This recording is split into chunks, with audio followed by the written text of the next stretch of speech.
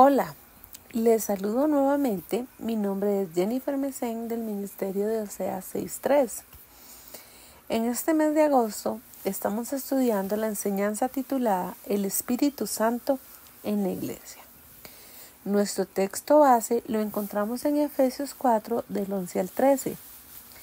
Y él mismo constituyó a unos apóstoles, a otros profetas, a otros evangelistas, a otros pastores y maestros, a fin de perfeccionar a los santos para la obra del ministerio, para la edificación del cuerpo de Cristo, hasta que todos lleguemos a la unidad de la fe y del conocimiento del Hijo de Dios, a un varón perfecto, a la medida de la estatura de la plenitud de Cristo.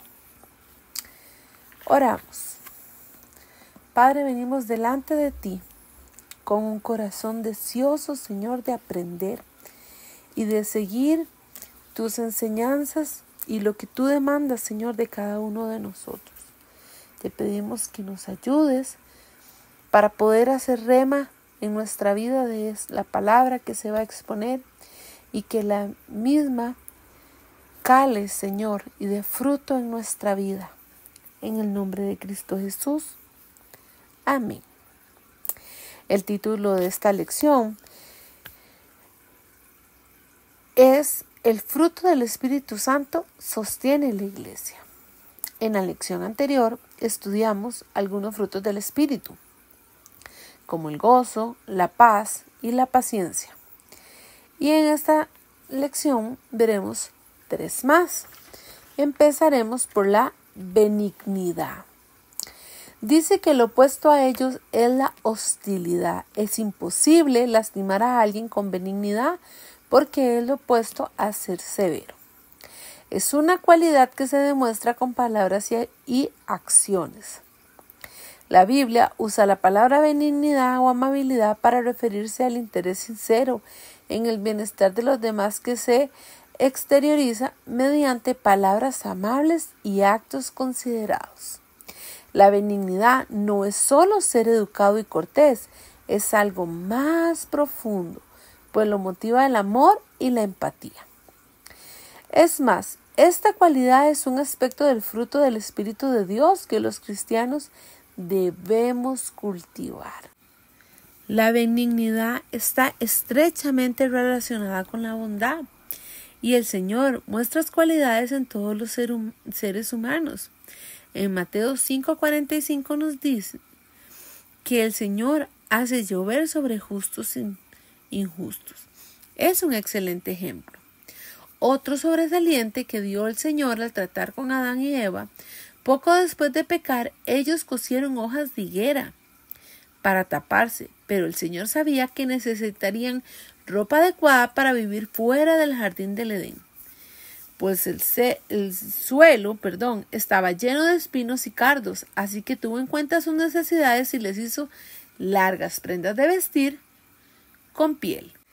Y aunque el Señor trata bien a todas las personas, desea en especial mostrarles consideración a sus siervos fieles. Por ejemplo, en los días del profeta Zacarías, un ángel estaba preocupado porque la reconstrucción del templo de Jerusalén se había paralizado. Dios lo escuchó y le respondió con buenas palabras consoladoras. Algo parecido pasó con el profeta Elías. En cierto momento, este se sintió tan desanimado que le pidió al Señor que lo dejara morir. El Señor tomó en cuenta sus sentimientos y por ello le envió un ángel para que lo fortaleciera. Además, le aseguró que no estaba solo. Y gracias a esas palabras tan compasivas y la ayuda que recibió Elías, siguió cumpliendo con su asignación.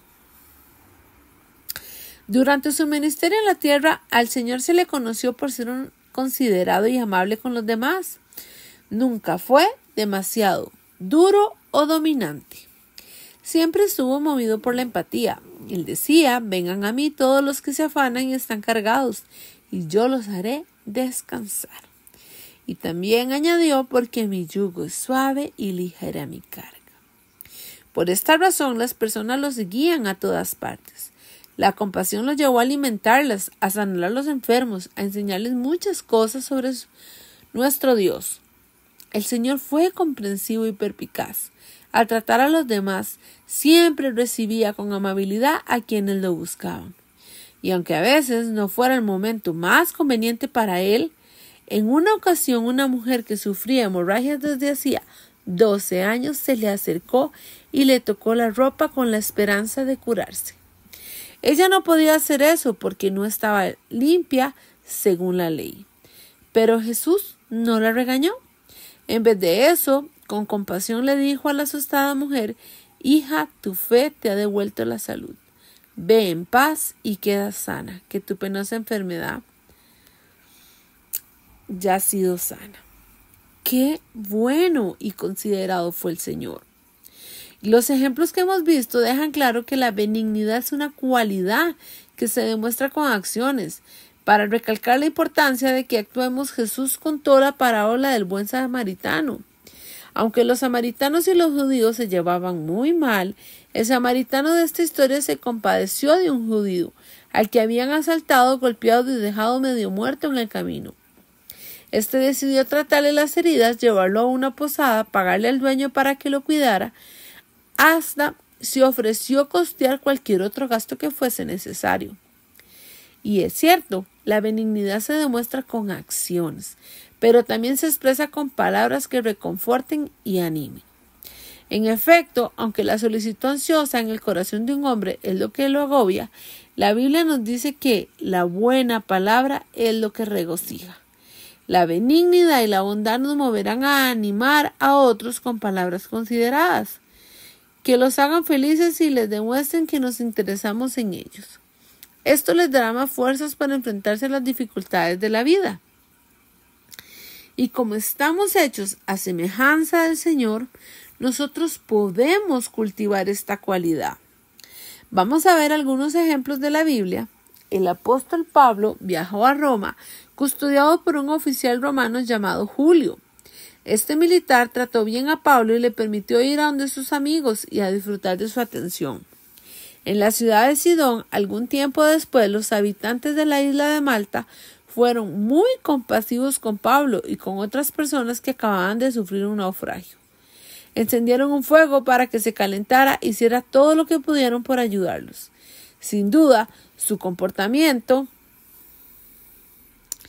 fue muy amigable, pero mostrar benignidad es algo más que realizar buenas obras de vez en cuando. Si queremos agradar al Señor por completo, debemos hacer que esta cualidad sea característica permanente en nuestra forma de ser y en nuestra forma de vivir. A veces puede ser difícil hacer cosas buenas por los demás. ¿Por qué? Puede ser porque se oponen a nuestra obra, porque somos tímidos e inseguros y porque seguimos luchando con la tendencia de ser egoístas. Pero podemos vencer esos obstáculos si buscamos la ayuda del Espíritu Santo y copiamos el mejor ejemplo del Señor Jesús. ¿Qué nos ayudará a ver en qué podemos mejorar al hacer las cosas por otros? Deberíamos de preguntarnos. ¿Sé escuchar con empatía? ¿Estoy dependiente de las necesidades ajenas? ¿Cuándo fue la última vez que hice algo bueno por alguien que no sea un familiar o un amigo cercano?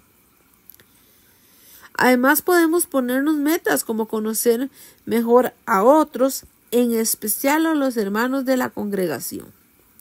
Así estaremos más al tanto de sus circunstancias y necesidades. Luego, hagamos por los demás lo que nos gustaría que hicieran por nosotros.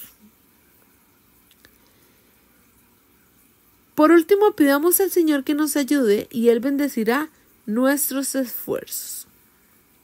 El apóstol Pablo fue un buen ejemplo de alguien que hacía buenas obras por los demás. La Biblia dice que recibía amablemente a todos los que venían a él. Se interesaba por las personas y lo demostraba con palabras y acciones. Por eso la gente se sentía atraída hacia él de manera parecida. Nuestra conducta puede atraer a otros a la verdad si tratamos bien a todo el mundo, incluso a quienes se oponen a nuestras creencias. Podemos ablandarles el corazón y lograr que cambien de actitud.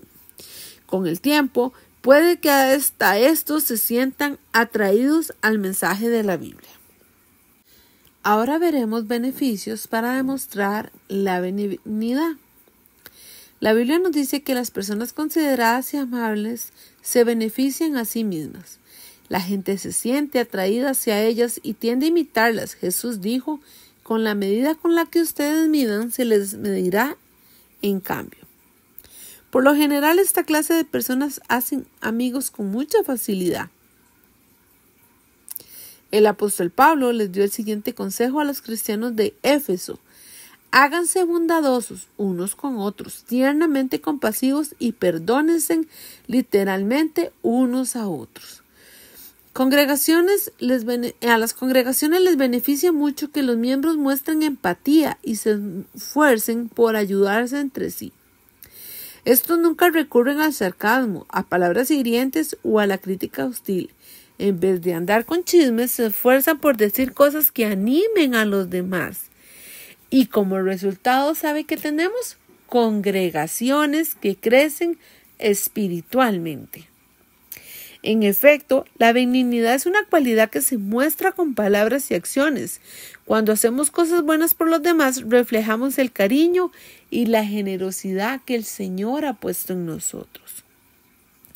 También fortalecemos las congregaciones y atraemos a otras personas a la verdad, y por eso ofrecemos ser buenos ejemplos de esa hermosa cualidad.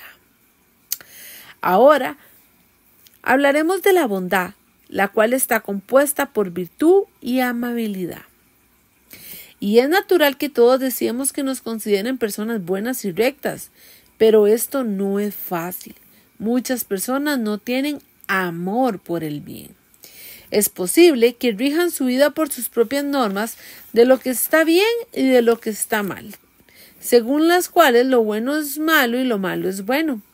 Y todos luchamos contra nuestro pasado y nuestra imperfección.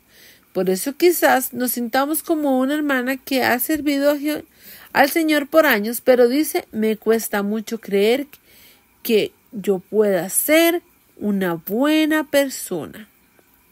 Y felizmente todos podemos cultivar esa cualidad de la bondad.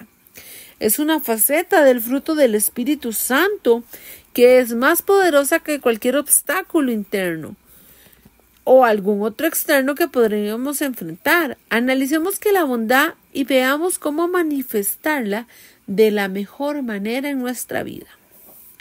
¿Pero qué es la bondad? Dicho con sencillez, la bondad es la cualidad que demuestra a la persona que es buena, que no es mala, que no es corrupta y que moralmente es íntegra. La persona que manifiesta bondad siempre busca formas de ayudar a los demás y de hacer cosas por ellos. De seguro conocemos algunas personas que están muy dispuestas a hacer cosas buenas por sus familias y amigos, pero la persona que es buena a los ojos de Dios no se limita a hacer eso. Por supuesto, nadie puede manifestar esta cualidad a la perfección, pues la Biblia dice que en la tierra no hay hombre justo que siga haciendo el bien y no peque.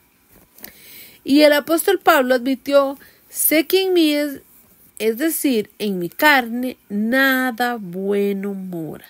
Por lo tanto, si deseamos cultivar esta cualidad, es lógico que analicemos el ejemplo del Señor, que Él es la fuente de bondad. El Señor es quien fija la norma sobre lo que es bueno, y el escritor de los Salmos dice, tú eres bueno y estás haciendo el bien. Enséñame tus disposiciones reglamentarias. Examinemos los dos aspectos de la bondad del Señor que se mencionan en ese versículo del Salmo 119, 68. El Señor es bueno, la bondad forma parte esencial de la personalidad del Señor. Veamos lo que sucedió cuando Él le dijo a Moisés, yo mismo haré que toda mi bondad pase delante de tu rostro. Mientras la gloria del Señor incluía su bondad, Moisés escuchó esas palabras. Jesús, Jesús, un Dios misericordioso y benévolo, tardo para la ira y abundante en bondad, amor y verdad. que conserva bondad amorosa para miles, que perdona errores y transgresiones y pecado, pero de ninguna manera dará excepción de castigos. Por lo tanto, tenemos razones para entender que la bondad del Señor se refleja en todo aspecto en nuestra personalidad. Cuando el Señor vivió en la tierra como ser humano, fue el ejemplo supremo de bondad. Aún así dijo, nadie es bueno sino solo Dios. El Señor hace el bien, la bondad de Dios se percibe en todo lo que hace. La Biblia dice, Jehová es bueno para con todos, y sus misericordias están sobre sus obras. Jehová demuestra su bondad siendo imparcial y dando a los seres humanos la vida y todo lo que necesitan para vivir. También la demuestra al perdonar nuestros pecados. Al escritor de un salmo dice, tú, oh Jehová, eres bueno y estás listo para perdonar. Nosotros podemos estar seguros de que el Señor mismo no retendrá nada que sea bueno de los que andan exentos de falta. Puesto que el Señor nos creó a su imagen, tenemos la capacidad tanto de ser buenos como de hacer el bien. Sin embargo, la palabra del Señor nos dice, los siervos del Señor aprendan a hacer lo bueno. Veamos 3 cosas que podemos hacer para desarrollar la cualidad atrayente de la bondad. En primer lugar, debemos orar para pedir al Espíritu Santo que nos ayude a ser buenos. Y si el Espíritu de Dios nos ayuda a llegar a amar lo bueno y rechazar lo malo, la Biblia dice que el Señor no puede ser firme en todo buen hecho y buena palabra. ¿Ok? En segundo lugar, debemos leer la palabra inspirada de Dios. Cuando lo hacemos, el Señor nos enseña el derroche entero de lo que es bueno y nos prepara para realizar toda obra buena. Al leer la palabra y meditar en ella, llenamos nuestro corazón de cosas valiosas sobre el Señor y su voluntad. Estas llegan a ser como un tesoro que nos ayudará cuando sea necesario. Tercero, debemos esforzarnos por imitar lo que es bueno. En la Biblia encontramos ejemplos de bondad que podemos copiar y por supuesto los mejores son los del Señor Jesús. Pero también hay otros ejemplos sobresalientes y quizás nos vengan a la memoria los de Tabita y Bernabé, porque no estudiaron lo que la Biblia dice sobre ellos y nos fijamos en lo que hicieron para ayudar a otros. Pensemos en lo que nosotros podemos hacer para ayudar a una persona de nuestra familia, también de nuestra congregación. Fijémonos en las bendiciones que estos dos recibieron por hacer el bien y nosotros podemos vivir exactamente lo mismo. También podemos pensar en quienes hoy hacen el bien a los demás. Por ejemplo, los ancianos de la congregación son hombres trabajadores y aman lo que es bueno, y no nos olvidemos de nuestras fieles hermanas que son maestras de lo que es bueno. Por tanto, lo que dicen como por lo que hacen. Una hermana llamada Roslyn dice, tengo una amiga que se desvive por ayudar y animar a los hermanos de la congregación. Piensa en sus circunstancias y acostumbra a hacerles pequeños regalos o ayudarlos de otras maneras. Para mí es una buena persona. El Señor le dice a sus siervos que busquen lo que es bueno. Si lo hacemos, no solo amaremos sus normas, sino que reforzaremos nuestra motivación de hacer lo que es bueno a sus ojos. Ahora bien, no pensemos que para mostrar bondad debemos hacer cosas impresionantes. Pongamos un ejemplo por regla general. Un pintor no crea un retrato solo con un par de trazos, sino con muchas pinceladas pequeñas. De manera similar, nosotros podemos manifestar bondad haciendo muchas cosas sencillas por los demás. La Biblia nos dice que todos debemos ser listos y preparados para hacer el bien. Si estamos pendientes de lo que le ocurre a nuestro prójimo, seguro que encontramos maneras de ayudarlo en lo que es bueno para la edificación de éste. Quizá no implique compartir algo que tenemos, tal vez podamos invitar a alguien a pasar un rato agradable con nosotros, a comer juntos algo sencillo. ¿Sabemos de alguien que está enfermo?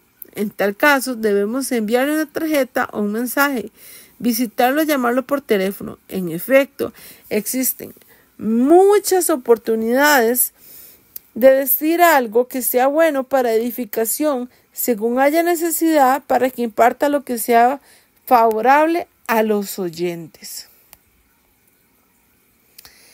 El Señor procura hacer el bien a todas las personas. Por eso las tratamos con imparcialidad. Una de las mejores formas de hacer esto es llevándoles las buenas noticias del Señor. Como Jesús mandó, intentamos hacer el bien incluso a quienes nos odian. Nunca nos equivocaremos si somos amables y nos portamos bien con los demás, pues contra tales cosas no hay ley. Si hacemos lo que es bueno, pese a la oposición o las dificultades, es posible que atraigamos a esas personas a la verdad y demos gloria a Dios. La Biblia dice que el hombre bueno recibe la recompensa de sus tratos. Es más probable que las personas nos traten bien a nosotros, y aunque no lo hagan, el que sigamos mostrando bondad puede que les calme y les ablande el corazón. Muchos pueden contar cuánto les ha beneficiado dejar lo malo y hacer lo bueno. Veamos el caso de Nancy. Ella dice: me convertí en una persona irresponsable, inmoral, irrespetuosa, pero cuando conocí las normas del Señor sobre lo que es bueno y lo puse en práctica, empecé a sentirme feliz. Ahora tengo dignidad y también tengo amor propio. La razón más importante por lo que debemos cultivar la bondad es que hacemos felices al Señor. Él ve lo que hacemos y aunque muchos no lo ven, está al tanto de todos nuestros buenos pensamientos y acciones. ¿Con qué resultado? El que es bueno consigue aprobación de parte del Señor. Por lo tanto, sigamos cultivando la bondad. El Señor promete gloria y honra y paz para todo aquel que obre lo que es bueno. Ahora vamos a hablar de la fe. El poder de la fe. Cuando Satanás quiere matarnos en sentido espiritual, la fe hace posible que apaguemos todos los proyectiles encendidos que él tiene. Además, con fe podemos afrontar problemas tan grandes como montañas. El Señor le dijo a sus discípulos: si tienen fe del tamaño de un grano de mostaza, dirán a esa montaña: transfiérate de aquí para allá, y se transferirá. Puesto que la fe puede fortalecernos espiritualmente, hacernos bien en analizar estas preguntas: ¿qué es la fe? ¿Qué actitud de corazón debemos tener para demostrarla? Pero ¿saben qué es la fe? Es más que creer o reconocer que lo que la Biblia enseña es verdad, pues esta dice que hasta los demonios creen que Dios existe y se estremecen. Entonces, ¿qué tal la fe? Cuando la Biblia define la fe, señala que tiene dos aspectos. Primero, dice que la fe es la expectativa segura de las cosas que se esperan, es decir, la certeza de que las cosas sucederán. Si tenemos fe, creemos firmemente en todo lo que el Señor dice es verdad y se cumplirá. Por ejemplo, Dios les dijo a los israelitas lo siguiente: si ustedes pudieran romper mi pacto del día y mi pacto de la noche, aun para que el día y la noche no ocurra a tiempo, igualmente podría romperse mi propio pacto con David, mi siervo. ¿Hemos dudado alguna vez que el sol salga o se ponga? Si no pondemos en duda las leyes de la física que hacen que la Tierra siga girando sobre su eje y orbitando alrededor del sol, ¿qué estamos dudando del Señor, del Creador, de las leyes que puede cumplir lo que Él promete? Claro que no. ¿Debemos de dudar de Él? Pues no. ¿Por qué? Porque así como usted y yo pensamos que no se va a caer el mundo, que el cielo no nos va a caer encima, y estamos confiando, así debemos ejercitar nuestra fe en el Señor. La fe es la demostración evidente de realidades aunque no se contemplen. Es una evidencia convincente de algo que no vemos pero que es real. Supongamos que un niño nos pregunta por qué sabemos que existe el aire. Aunque nunca, ni usted ni yo hemos visto el aire, no nos resulta difícil explicar razones al niño de las pruebas de la existencia, como respirar, los efectos del viento y otros. Una vez que el niño se convence, gracias a estas pruebas, acepta la existencia de algo que no ve. De manera parecida, la fe se basa en pruebas sólidas. Puesto que la base de la fe son las pruebas, para tener fe primero debemos conseguir conocimiento exacto de la verdad. Por eso no es suficiente y el apóstol Pablo escribe que la fe se demuestra con el corazón. No basta con que creamos la verdad, es importante que lo valoremos. Solo entonces nos sentiremos motivados a demostrar fe, es decir, a vivir de acuerdo con la verdad. Quien no valora de corazón la verdad puede que hasta rechace las pruebas convincentes si se aferra con terquedad a lo que cree o busca excusas para sus deseos pecaminosos. Por esta razón, no todas las personas que presenciaron milagros en tiempos bíblicos llegaron a tener fe. El Espíritu Santo solo produce fe en quienes aman la verdad y odian la mentira. Entre los siervos del Señor que mostraron fe fuerte en el pasado está el rey David. Pero no se puede decir lo mismo de todos los miembros de su familia. Por ejemplo, su hermano mayor Eliab demostró falta de fe cuando lo regañó por querer saber más sobre el desafío de Goliat. Nadie nace con la fe ni la hereda de sus padres. Por lo tanto, la fe de David fue el resultado de su amistad personal con el Señor. Y ahora que estamos aprendiendo de eso y que he meditado en esta palabra, yo le pregunto, ¿cómo está su intimidad con el Señor? Porque en la medida que nosotros la ejercitemos, creemos, confiamos y sabemos que Él hará. Y que Él hará no lo que nosotros queramos, no lo que nosotros lo estamos pidiendo, sino lo que Él sabe que es bueno para cada uno de nosotros. ¿Sabía usted que muchas ocasiones de mi vida personal yo le he preguntado al Señor qué es lo que Él quiere que yo haga? Han habido circunstancias donde yo le he dicho, Señor, yo quiero saber si tú estás de acuerdo en que yo haga esta estrategia y si no, enséñame a entender que no es lo que quieres para mí. ¿Y sabe qué? Cuando yo he hablado en intimidad con el Señor y yo le he preguntado cosas muy íntimas de mi vida personal y su respuesta ha sido solo silencio, yo he entendido que Él tiene planes de bien. Eso no quiere decir que a veces yo no me ponga tal vez ansiosa o triste, pero cuando yo vuelvo a recordar que mi vida está puesta en las manos de Él, yo vuelvo a entender que la fe es exactamente eso, es entender que Él está trabajando justamente en lo que yo estoy requiriendo. En el Salmo 27, David reveló cómo llegar a tener una fe fuerte. Él reflexionaba en sus vivencias pasadas, en lo que Jehová les había hecho sus enemigos. Valoraba profundamente el tabernáculo de Jehová y lo adoraba allí con otros israelitas. Buscaba encarecidamente la guía del Señor en oración y también quería que el Señor le enseñara a andar en su camino. Tan importante era la fe para él que se preguntó dónde estaría si no hubiera tenido fe. ¿Y sabe cómo podemos fortalecer nuestra fe?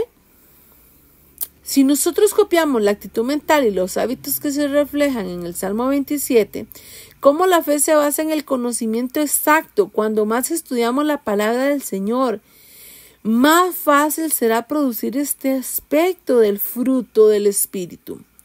Cuando estudiamos, saquemos tiempo para reflexionar, pues el agradecimiento nace de la meditación. Mientras más agradecimiento sentamos por el Señor, más desearemos mostrar nuestra fe, adorándolo y hablando de nuestra esperanza con otros. También demostramos fe cuando seguimos orando y no nos damos por vencidos, porque oraremos sin cesar al Señor con la confianza de que Él se interesa por nosotros. La fe nos motiva a actuar y las acciones a su vez fortalecen nuestra fe. Pongamos nuestra fe en Jesús. La noche antes de morir, Jesús le dijo a sus discípulos: ejerzan fe en Dios, ejerzan fe también en mí. Así que es importante que nosotros podamos ejercitar nuestra fe en el Señor en intimidad con Él, en la medida que nosotros le conozcamos. ¿Cuántos de nosotros tenemos una persona llegada o una persona de confianza en la que sabemos que cuando estamos en cierta necesidad o en un apuro, uno sabe que esa persona le va a ayudar? Imagínense cuánto podríamos hacer si nosotros tenemos la certeza y la convicción de saber que el Señor nos va a ayudar y que no tendremos que tener miedo a preguntarle a Él. En confianza podemos acercarnos al Señor y sabemos que Él va a tener la respuesta oportuna. Y aun cuando hemos estudiado las respuestas del Señor, que puede ser un no seco, un sí o solo su silencio, podría ser que nosotros tengamos más paz que esa sensación de no saber qué nos va a contestar. Porque sin importar cuál sea la respuesta, hoy yo le quiero decir a usted que el Señor sabe lo que es mejor para cada uno de nosotros y que la fe es solo creer que Él toma la decisión adecuada. Muchas veces la gente piensa que tener fe es creer que el Señor le va a dar lo que quiere, creer que el Señor va a hacer lo que usted y yo queremos. Pero no es así. La fe es creer que el Señor va a hacer lo correcto en nuestras vidas, aun cuando nosotros no estemos de acuerdo en la decisión o no sea algo que nosotros queramos. Porque la fe es entregarnos en completa confianza en que el Señor hará lo que Él ha prometido, su perfecta y agradable voluntad en cada uno de nosotros. Depositemos nuestra fe en el Señor de manera que vivamos en plenitud y en plena confianza en Él. Y vamos a ver 3 formas de hacerlo. Primero, consideraremos la salvación como un regalo personal que el Señor nos ha hecho. Imagínense, el Señor a usted y a mí no nos debe nada, pero nos ha regalado la salvación. En segundo, acerquémonos a Él en oración, sabiendo que Él tiene la respuesta a todas las preguntas que tenemos. Y tercero, obedezcamos lo que Él demanda de cada uno de nosotros. En la medida que nosotros nos propongamos a creer que el Señor es bueno en todos los tiempos, en todas las temporadas, y que Él no deja de ser Dios, en esa medida nosotros podemos confiar que Él está trabajando para bien de su pueblo. Y nosotros tenemos que persistir y proseguir confiando en que Él hará lo mejor. Oramos. Señor, te damos gracias por cada aprendizaje. Gracias, Señor, porque hoy hemos aprendido sobre la benignidad, Señor, sobre la bondad y sobre cómo podemos mantenernos en fe en ti. Te pedimos que esta palabra, Señor, cale en nuestras vidas y seamos hacedores de tu palabra, Señor. Y no olvidemos todo lo que nos estás enseñando. Por Cristo nuestro Señor. Amén. El día de mañana tendremos nuestra última enseñanza, así que les espero.